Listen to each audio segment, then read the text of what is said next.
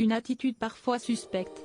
Alors que son petit-fils, l'adorable Émile, 2 ans et demi, a disparu depuis plus de 6 semaines désormais, Philippe, le patriarche de cette grande famille très scrutée par les médias intrigue. Par son côté traditionnel, mais également par son côté dur et sévère, que plusieurs témoins ont remarqué.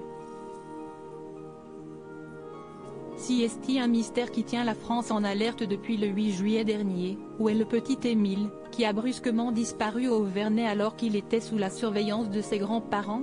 Pour le moment, et malgré une enquête poussée, la cellule de gendarmes qui a été mise sur le dossier n'a pas avancé et ne s'interdit toujours pas de pistes.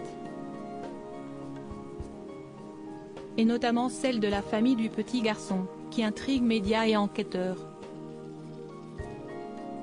En effet, si les parents du petit garçon, Colomban et Marie, sont très jeunes et n'ont qu'une vingtaine d'années, les grands-parents, à qui le petit garçon avait été confié, sont à la tête d'un très grand clan, parents de 10 enfants, qui l'élèvent dans la religion et qui ne sont pas scolarisés à l'école. Ils sont connus pour leur côté traditionnel, qui leur a valu d'être qualifiés d'être sectaires par certains voisins.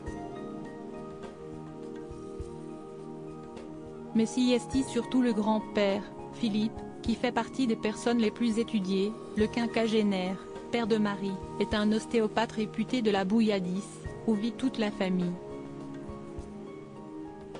Cependant, il serait, selon les témoins cités par nos confrères de Paris Match, sévère et parfois colérique.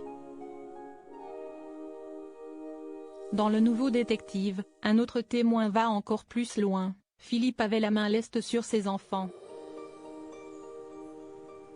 Il a pu vouloir punir Émile d'avoir désobéi, le suivre jusqu'à la cabane et lui donner une gifle trop forte.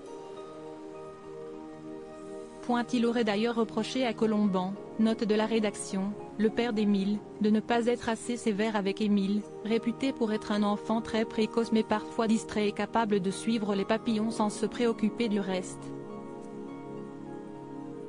D'ailleurs, on apprenait récemment que lors de la journée avant le drame, le petit garçon avait agacé sa famille en répétant qu'il voulait aller jouer dans la cabane à peine installée chez les voisins.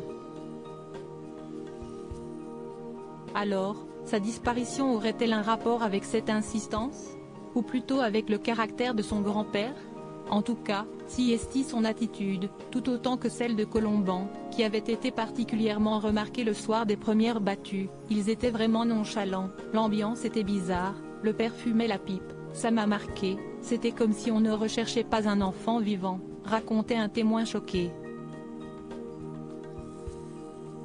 Bien sûr, si toutes les conjectures des témoins sont à prendre avec des pincettes, plus les jours passent, plus le mystère s'épaissit.